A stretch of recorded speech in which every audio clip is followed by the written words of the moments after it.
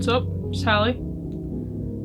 Today's drink of the day is Pocari Sweat, and I know this label, I could not get this label off.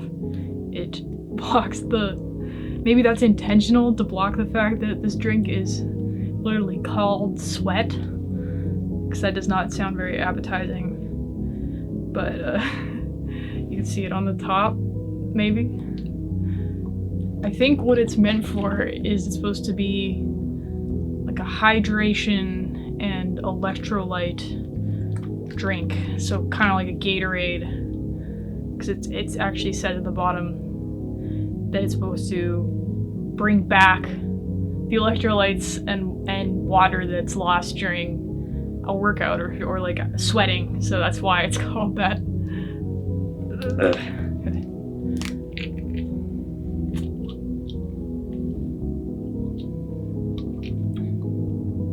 Yeah, tastes like Gatorade. Kind of tastes like maybe like a lemon flavor Gatorade.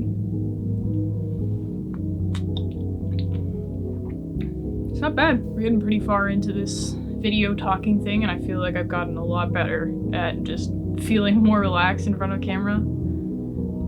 I notice in a lot of the edits that I do, I breathe really hard, and people have pointed that out before, that it always sounds like I just ran up a flight of stairs when I talk, especially when I'm talking like for a long time.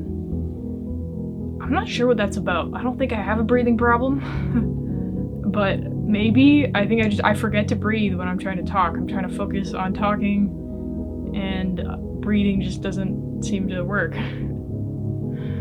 But I'm feeling very excited for next year. I think that I've just grown so much this year as a creator, and I've kind of started to feel like I'm cracking the code on what kind of content people want to see from me, and the kind of visual elements and storytelling elements that really kind of connect with people.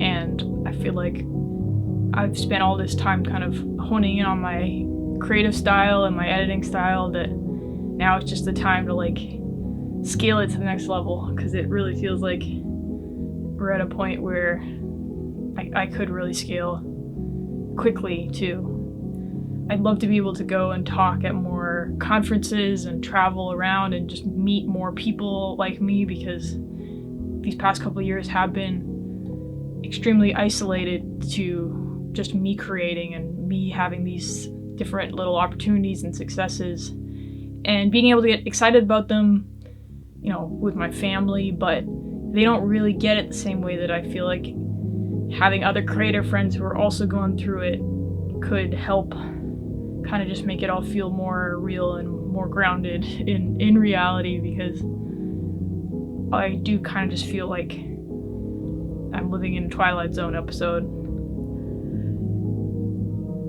The things that happen and the people that connect to me just off of Instagram or TikTok is just insane to think about. And sometimes it's really hard to process. So yeah, I guess that's a big goal next year, is just to meet more people, make more friends, and travel more, because I think it's just now's the time to be doing that. The thing is, like, I've never been that interested in traveling.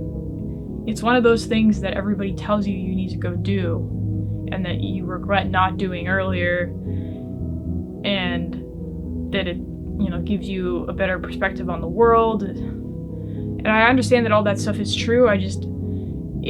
Whenever I think about going on a trip, it more feels like, just because it sounds like the thing that everyone says you should do. Like, everyone says you should travel. I don't personally have like this huge desire to go see the world. Like I've said before, I moved to Toronto when I was 16, but I'm actually from Vancouver. And even though growing up in Vancouver, I feel like I hated it, being away from it this long has made me kind of realize the beauty of it, and just the laid back nature of it is actually something that I now, in my older age, enjoy. There's this hustle mentality that exists in Toronto that doesn't exist as much in Vancouver, and I guess that's partly why Vancouver doesn't really progress as fast or has much of a creative scene, because there isn't as many people that are just like going at it full stop to kind of build it into something. People are just more relaxed and would prefer just to keep on a more chill level, like never really scale what they're doing to a level that becomes beyond them, like beyond their own capacity.